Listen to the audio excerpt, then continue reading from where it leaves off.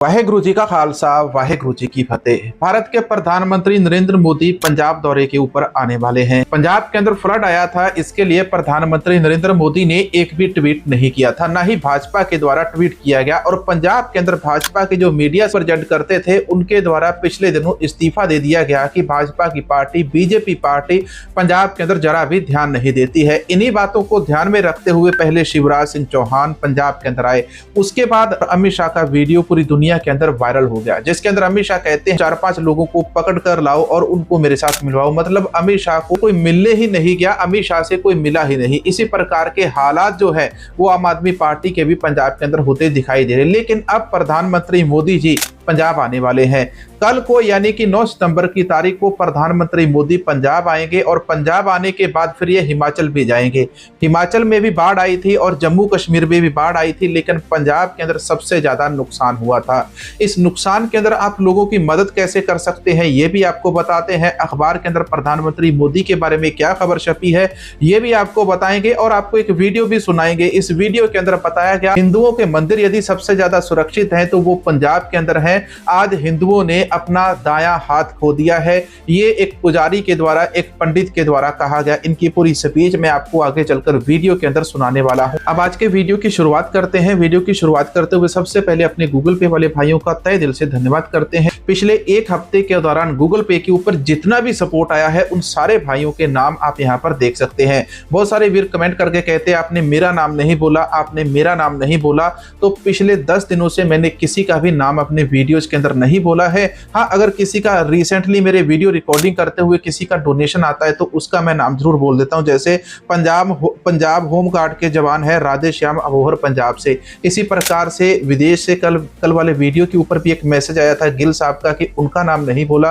तो भाई सभी के नाम बोलने बहुत मुश्किल है। सैकड़ों की लिस्ट के अंदर यहाँ पर इस लिस्ट के अंदर नाम है, इतने नाम बोलने आसान नहीं। पूरा 10 मिनट का वीडियो नाम बोलते बोलते लग जाएगा। आप लोगों ने इतनी मदद भेजी है। सबसे पहले बात कर लेते हैं पंजाब के लोगों की मदद कैसे होगी। आज की तारीख के अंदर पंजाब के अंदर हर गांव के अंदर, हर शहर के अंदर इतना सारा अनाज और राशन पहुंच चुका है कि उसको रखने के लिए जगह नहीं है। तो अब पंजाब की मदद कैसे हो सकती है। अब यहां पर पंजाब सरकार नई पॉलिसी लेकर आई है। इस पॉलिसी के तहत पंजाब के जिन गांवों के, जिन खेतों के अंदर जितनी भी रेत जम गई है उस रेत को उस गांव का जो खेत का मालिक होगा वो उठा सकता है, उसको बेच सकता है, जो भी करना है वो करे। मतलब जिसकी जमीन के अंदर जितना रेता इकट्ठा हुआ है वो जो जमीन का मालिक है वो उस रेता को वहां से निकाल सकता है। दूसरी बात यहाँ पर मोदी सरकार पंजाब के लिए आ रही है और मोदी सरकार, प्रधानमंत्री मोदी कहते हैं कि पंजाब के अंदर आकर पंजाब के लिए राहत पैकेज का ऐलान करेंगे। 60,000 करोड़ होगा या 100,000 करोड़ होगा, ये तो पंजाब के अंदर जब प्रधानमंत्री मोदी आएंगे और यहाँ पर आकर लोगों से मिलेंगे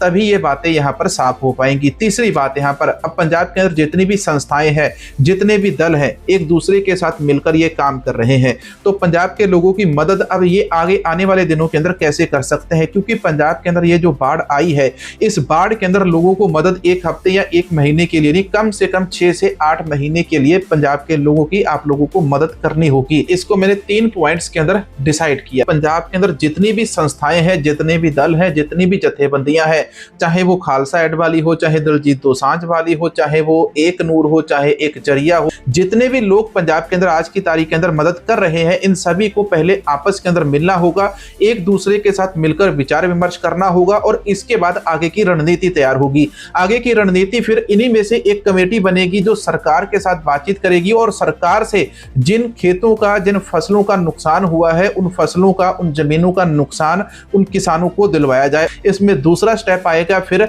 लोगों के मकान बनाने का। जिन लोगों के मकान टूट गए हैं उनके घरों की गिनती करके, पारिवारिक मेंबरों की गिनती करके एक रसोई बनाई जाए, 2-2 कमरे बनाए जाए, लैट्रिन बाथरूम का इंतजाम किया जाए, बनाया जाए। इसके बाद फिर आता है हमारा तीसरा स्टेप। बहुत सारे बच्चे होंगे शहरों में, बहुत सारे बच्चे होंगे जो स्कूलों में पढ़ रहे हैं। जब लोगों का रोजगार खत्म हो गया, उनकी जमीन जायदाद वहां पर ध्वस्त हो गई, तो उनके पास बच्चों की फीस भरने के लिए पैसा नहीं बचा होगा। तो ये जो तीसरा पार्ट है हमारा, यहाँ पर जो जथेबंदियां, जो दल सामने आएंगे, तो ये तीसरा पार्ट पंजाब के लोगों की EMI भी उनको भरनी है। इसके अलावा तकरीबन 8-8 महीने का, साल भर का राशन राशन उनके घर के अंदर उनको भरना पड़ेगा। बच्चों की पढ़ाई करवानी है, बच्चों की स्कूल कॉलेज की, स्टूडेंट्स की, किसी कोचिंग में जा रहे तो उन सब की फीस हमारे लोगों को इकट्ठे होकर उन लोगों की भरनी है। जहां पर लोन की बात होती है, स्टूडेंट लोन हो, होम लोन हो, कार लोन हो, चाहे बाइक लोन हो, उनकी जितनी भी ईएमआई है अगले 6 महीने की, उनकी ईएमआई उनको क्लियर एडवांस में भरनी पड़ेगी। इसके अलावा आप किसी को पैसा मत दीजिए, लेकिन जाकर उनकी स्वयं वहां पर मदद कीजिए। मेडिकल के लिए इलाकों के अंदर कैंप लगने चाहिए, परमानेंट कैंप वहां पर रहने चाहिए अगले 6 महीनों के लिए, जब तक लोगों का जो जनजीवन है वो आम तरीके से बिल्कुल सही नहीं हो जाता। अब यहाँ पर बारी आती है अंडरगारमेंट्स की। अंडरगारमेंट्स वहां पर पहुंचाए जाने चाहिए, कपड़े पहुंचाए जाने चाहिए। महिलाओं के लिए जो सैनिटरी पैड होते हैं उनका प्रबंध किया जाए, और महिलाओं के लिए जितनी भी जरूरत की चीजें होती हैं, इमरजेंसी की चीजें होती हैं, उन सभी का वहां पर इंतजाम जरूर किया जाए। इस प्रकार से आप सभी लोग मिलकर पंजाब की मदद कर रहे हैं। इसी प्रकार से आप आने वाले समय के अंदर भी मदद कर। यहाँ पर बाबा जी का आपको एक वीडियो सुनाऊंगा। बाबा जी कहते हैं कि सिखों ने हमेशा ही हिंदुओं को बचाया, सिख गुरुओं ने भी हिंदुओं को बचाया, इस दुनिया को बचाया, लेकिन हिंदुओं ने बदले के अंदर सिखों की ही दुकानें लूट ली, सिखों के ऊपर ही हमले कर दिए। अगर 2 सिखों ने इंदिरा गांधी की हत्या की थी तो सारे सिखों का उसके अंदर क्या दोष था। उसके 6 महीने बाद जब कहा गया कि जब बड़ा पेड़ गिरता है तो धरती हिलती है, तो उस समय सिखों का कत्लेआम हुआ,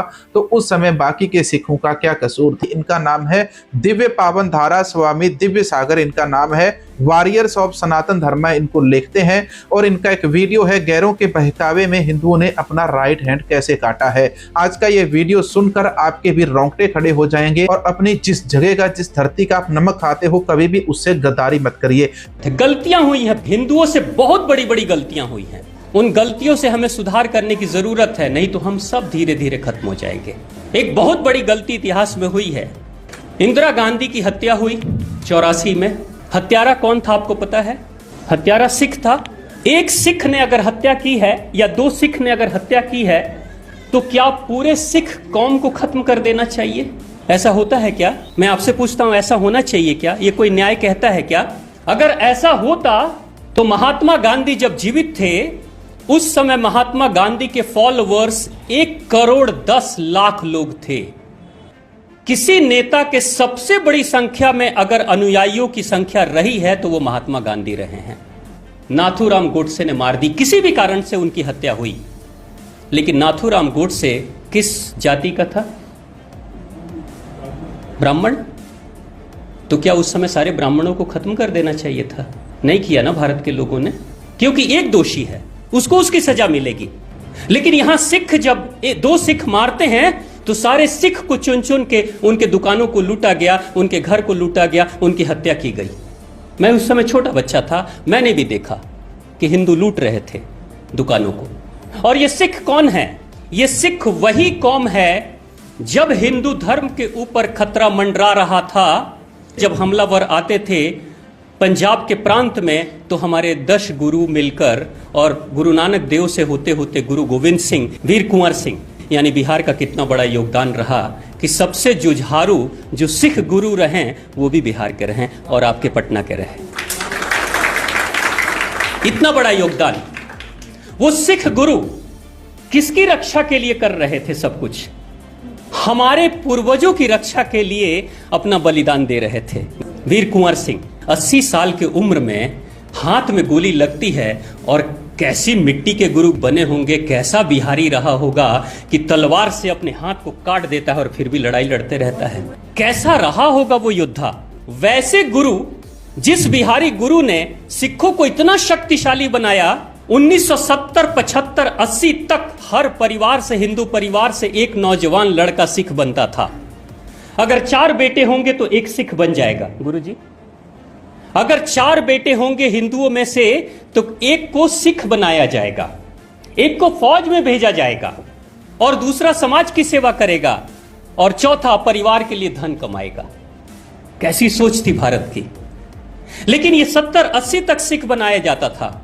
84 में एक सिख ने हत्या कर दी, और उसके बाद से यही हिंदू उठते हैं और अपने ही रक्षकों का कत्लेआम सरेआम करते हैं।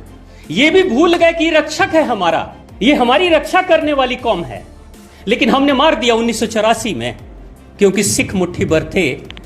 लेकिन कहते हैं ना, प्रकृति न्यूटन का एक सिद्धांत है, क्रिया के प्रति प्रतिक्रिया भी होती है। जो कर्म आप करोगे, जो चिट्ठी आप लिखोगे, उसका जवाब आपके पास लौट कर आएगा। चिट्ठियों में गाली लिखोगे तो क्या बदले में चिट्ठी के जवाब के रूप में क्या तारीफ लिखे हुए आएंगे? गालियां ही आएंगी। क्या लिख रहे हो, क्या भेज रहे हो, वही मिलेगा आपको।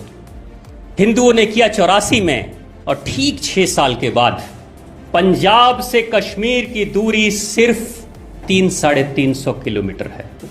अगर ऑन रोड भी जर्नी किया जाए तो 6 से 7 घंटे 8 घंटे में पहुंचा जा सकता है। अनाउंसमेंट कराया गया कश्मीर में मस्जिदों से कि हिंदुओं, या तो तुम इस्लाम स्वीकार कर लो और नहीं तो मरने के लिए तैयार रहो, या कश्मीर छोड़कर भाग जाओ, अपना घर, अपनी बेटी, अपनी बहू को छोड़कर जाओ। यह अनाउंसमेंट हुआ 1-2 दिन नहीं, कई दिनों तक। बगल में ही सिख कौम है जो हिंदुओं की रक्षा करती है, वो नहीं आए और 70,000 हिंदू ब्राह्मण मारे गए। कत्लेआम हो गया, बलात्कार हो गया, सब कुछ हो गया, देखते रह गए। जब तुमने अपने ही रक्षकों का भक्षण कर लिया तो क्या उम्मीद करते हो कि जिस समय तुम खतरे में आओगे उस समय तुम्हारी रक्षा करने कोई आ जाएगा? वफादार जो कोई प्रहरी था आपके धर्म का, उसी को मार डाला आपने। और सोच के विचार करके देखिएगा, जिसके लिए सिखों को मारा, मैं कहूंगा नहीं, लेकिन आपको भी पता होगा कि क्या वो हिंदू हैं? आप खुद, आप सब समझदार हैं, जानते हैं ऐसी गलतियां हुई हैं हमसे। इन गलतियों को सुधारने की जरूरत है। ये जो वीडियो मैंने आपको सुनाया, ये स्वामी दिव्य सागर जी का है। दिव्य सागर जी इस प्रकार की बातें बोलते हैं। मुझे भी उनकी बातें बहुत अच्छी लगी, जिस प्रकार से उन्होंने बोला कि जिन हिंदुओं ने सिखों को मारा, इन्हीं हिंदुओं को आज तक सिख बचा रहे थे।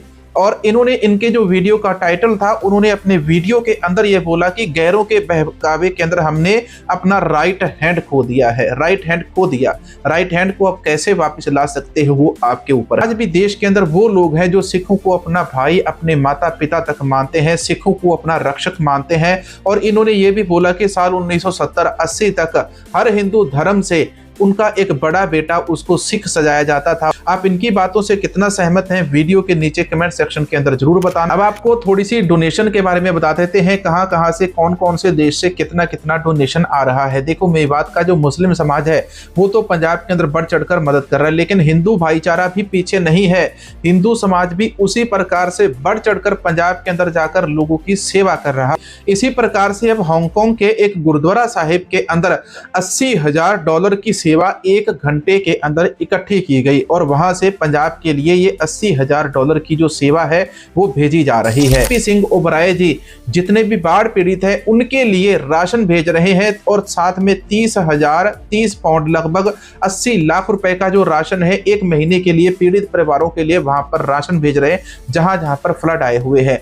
पंजाब, पंजाबियों की दरिया दिली की जो कहानी है पूरी दुनिया के अंदर जानी जाती है। इस बार पंजाब के अंदर हमको खालसा राज दिखाई दिया। क्या आपको खालसा राज की झलक पंजाब के अंदर दिखाई दी या नहीं दी, जहां पर जितनी भी संस्थाएं हैं वो सरकार से पहले पहुंचकर लोगों की मदद कर रही, और लोगों ने सरकार के मुंह की तरफ बिल्कुल नहीं देखा, और लोगों ने देखा कि यहाँ पर ये जो मदद है हमारी संस्थाएं कर रही हैं, हमारे सिख भाई हो, मुस्लिम हो, हिंदू हो, सभी एक दूसरे के साथ मिलकर इकट्ठे लोगों की मदद कर रहे थे। यही खालसा राज है।